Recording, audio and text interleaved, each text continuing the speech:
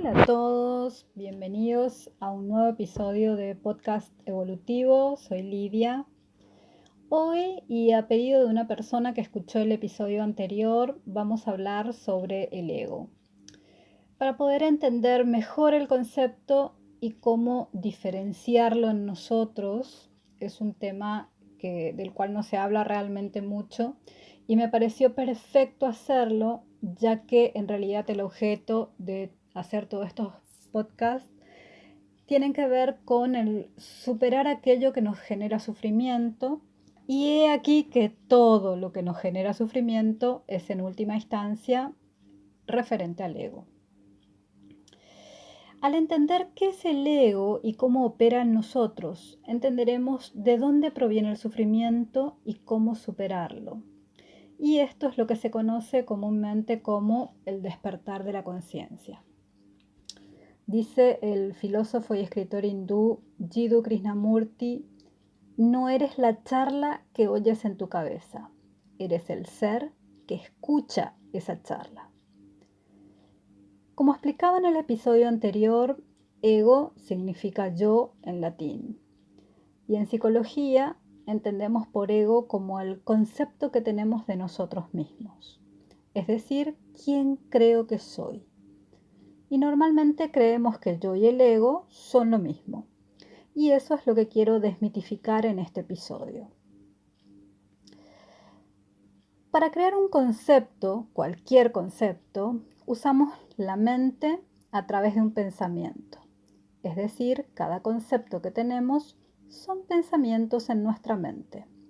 Esta es la idea básica y primordial que quiero que entiendan. Todo lo que hay en la mente son pensamientos. El ego es la creación de un personaje, creado a partir de ideas, de pensamientos, que provienen de la suma, combinación y la estructuración de nuestras vivencias desde la gestación, durante toda la infancia y hasta la adolescencia, y de cómo interpretamos esas vivencias. De bebés o niños somos totalmente frágiles y dependientes, y para poder sobrevivir en el mundo necesitamos de otras personas, tanto para satisfacer nuestras necesidades físicas como las necesidades emocionales. Y de acuerdo a cómo estas necesidades fueron satisfechas o no por el entorno, por mamá, por papá, por las personas que nos criaron, fuimos aprendiendo en nuestra mente que haciendo ciertas cosas obteníamos ciertas respuestas. Entonces nuestra mente va creando este personaje en el que se va convirtiendo para poder conseguir del ambiente lo que necesita para satisfacer esas necesidades, valga la redundancia. Debido a esto, vamos formando nuestras primeras creencias sobre quiénes somos. Las creencias externas, como soy el hijo de, soy niña, soy un varoncito, soy tranquila o soy muy ruidosa. Cualquiera sean las características con las que nuestros padres o encargados nos han caracterizado al comienzo de nuestra vida y nos lo dicen directamente. Además de lo que nos dicen explícitamente, de todos aquellos mensajes verbales que recibimos sobre quiénes somos, están los mensajes inconscientes. Por ejemplo, si necesito atención y afecto y no hay nadie disponible para dármelo, a lo mejor no en el tiempo y la forma que yo necesito, el yo bebé o niño se siente insatisfecho, lo que le genera ansiedad y dolor. Estas emociones varían obviamente de acuerdo a la persona, a la experiencia de cada uno, pero sucede que si esta insatisfacción es muy repetitiva, por ejemplo, cuando la persona que nos cuida no está pendiente todo el tiempo, o es una persona negligente o descuidada, o aún es una persona fría o brusca, ese niño crea en su mente un registro o un pensamiento de que esta conducta se debe a algo relacionado con él, es decir, forma parte de su yo. Una idea de este pensamiento puede ser: no merezco atención y cuidado. Pero como igual necesita satisfacer esa necesidad de cariño, entonces, y no la está recibiendo, al sentir esa insatisfacción, crea un mecanismo de defensa como respuesta de esa insatisfacción. Y cada vez que ocurre este mecanismo de defensa, que puede ser represión, negación, racionalización, reacción, también forma parte del personaje. Es decir, tengo una cantidad de características externas que me van diciendo quién soy, luego tengo un montón de características emocionales o inconscientes de acuerdo a las experiencias, a las reacciones que he tenido, a mi intercambio con las personas que me han cuidado en mi primera infancia. Además de todo, cada una de estas situaciones va formando capas y capas del ego o del yo, o de lo que creo que soy yo. Además, está formado por las experiencias sobre el mundo, sobre lo que veo yo del mundo. Por ejemplo, las situaciones económicas. Si en la casa en la que yo nací hay carencia económica, entonces la persona puede ser que aprenda que el dinero es escaso, que hay que trabajar para vivir sí o sí, o que hay una necesidad de trabajar, no sé, 12 horas al día para poder obtener lo mínimo indispensable, o cualquier otra creencia que vea en su entorno inmediato relacionado con el tema y así referente a cualquier y cada uno de los temas de la vida, con respecto a la salud, con respecto al físico, con respecto al cuerpo, al dinero, a las relaciones, sobre todos los temas. En conclusión, cada una de estas creencias o pensamientos forman el personaje con el que salimos al mundo a vivir la vida. Y desde ahí, desde el personaje, nos relacionamos con los demás personajes, operando desde nuestra mente con el cúmulo de pensamientos que hemos adquirido.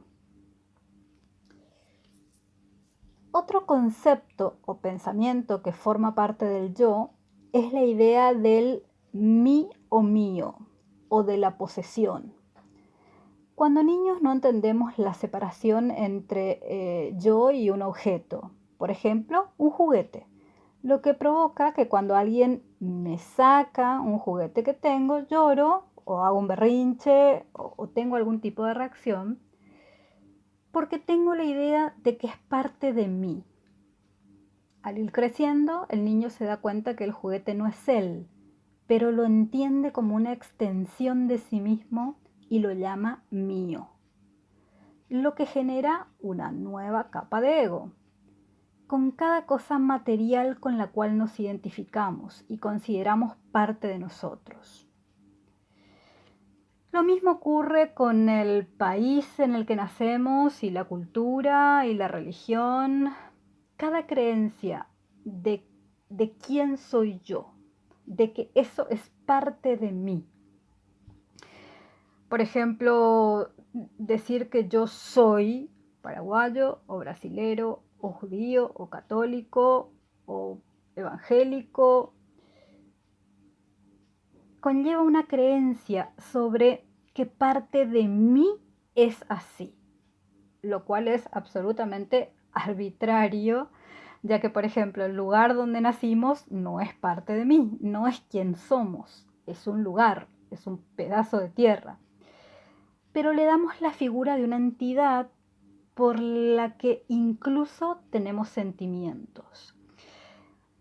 ¿Y esto de dónde proviene? Y viene, puede ser de la casa, pero mayormente recibimos una educación formal en la cual no solamente nos dicen, sino que nos condicionan a amar a nuestro país, al lugar donde nacimos, a incluso amar una bandera, incluso amar una canción a la que le llamamos himno nacional. Es decir, aprendimos a identificarnos con una serie de cosas que representan una nación, que es algo que en realidad no existe como tal. Una característica del ego es que se sustenta en la base de la separación y las diferencias. Es decir, no es lo mismo ser chino que ser francés. Puede incluso ser ese otro tan diferente que lo considero un enemigo. Otra característica es que el ego lo juzga todo y a todos, porque está formado por una regla que mide sus creencias con las de los demás. Y para juzgar necesita compararse. Lo que en sí es una tontería, porque ¿cómo puedo comparar a dos personas con experiencias de vidas distintas, creencias distintas? Es decir, con personajes totalmente diferentes. Es imposible. Sin embargo, nuestro ego lo hace igual, tratando de medir si el otro es mejor o peor que yo, si es más lindo, más gordo, más exitoso, etc. Si es bueno, si es malo, si lo que hace está bien o está mal. Pero, ¿cómo podemos medir esto si en realidad cada uno de nuestros armados, de nuestras creencias y de nuestros valores provienen de experiencias distintas? Otra característica del ego es la identificación con lo externo. Uno puede identificarse con un estilo de música, de forma de vestir, según el vehículo que maneja. Y por eso, fíjense que la publicidad tiene tanto éxito, porque nos convence de que seremos mejores, entre comillas, o más felices, comillas más grandes, si utilizamos X producto, o si tomamos tal bebida, o si usamos tal par de zapatos. Y como al ego le gusta identificarse, consume ese producto para ser como lo que la publicidad le muestra, creyendo que así se sentirá satisfecho, lo cual en realidad nunca ocurre. Entiendo perfectamente que todos estos conceptos de los que les estoy hablando en este momento pueden ser nuevos para mucha gente, y la idea principal es que cada uno pueda tratar de cotejar sus propias creencias y tratar de diferenciar adentro de sí la voz en la cabeza, qué le está diciendo, y poder diferenciarse de su ego. La primera vez que me pasó a mí, que me encontré con este tipo de información, fue leyendo un libro que se llama Autoliberación Interior de Anthony de Melo, cuando tenía entre 25 y 26 años más o menos. Dicho sea de paso, se los recomiendo el libro. Y mi primera sensación fue de enojo y de desesperación, porque me dejó una sensación de vacío terrible y de inseguridad, porque si yo no soy esas ideas que tengo sobre mí misma, ¿quién soy? Y la verdad que uno pasa toda la vida aferrado a sus creencias, nos movemos en el mundo con nuestras creencias, defendiéndolas y viviendo según ellas nos indican. Las creencias son nuestra brújula y nuestra regla con la que nos medimos lo bueno, lo malo. Y si no tenemos esa regla, y si no, nada de eso en realidad soy yo, y eso ya no me sirve, ¿qué hago? Toda esta sensación de incertidumbre la entiendo y es real. En realidad se necesita mucho valor para enfrentar la idea del ego. Una de las primeras cosas que aprendí en terapia es que uno sana el ego, es decir, cambia un montón de creencias negativas que nos generan sufrimiento por otras positivas, ya sea de autovaloración, de autoestima, y al conseguirlo mejora nuestra calidad de vida, nuestras relaciones son mejores, o sea, en realidad sentimos mayor bienestar, pero es un mejoramiento del ego, por lo cual todavía me puede generar sufrimiento. La única forma que conozco de superar el sufrimiento es trascendiendo al ego. Es decir, al correr el personaje que armamos a un costado y darnos cuenta de que yo no soy ese ego y que el verdadero yo es la conciencia que vive adentro de mí, no en mi cabeza, sino en mi interior, en mi alma. Y esa, la verdadera Lidia, por decirle de alguna forma, no tiene apegos, ni creencias, ni emociones, es infinita, es sabia, es pacífica y es feliz por sí misma.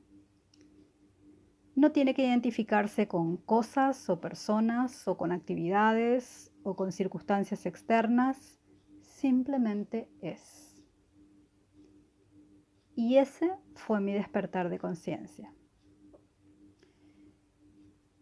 donde asumí que soy conciencia infinita y que no soy la forma ni los pensamientos de mi mente, que soy energía. Y con estos pensamientos los dejo hasta aquí por este capítulo, porque ya se está haciendo un poco largo el audio.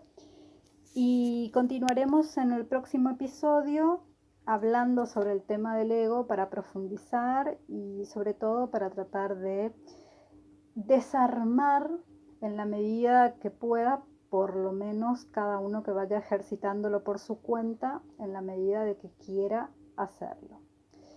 Los dejo hasta aquí, espero que haya sido de utilidad. Muchas gracias por escucharlo.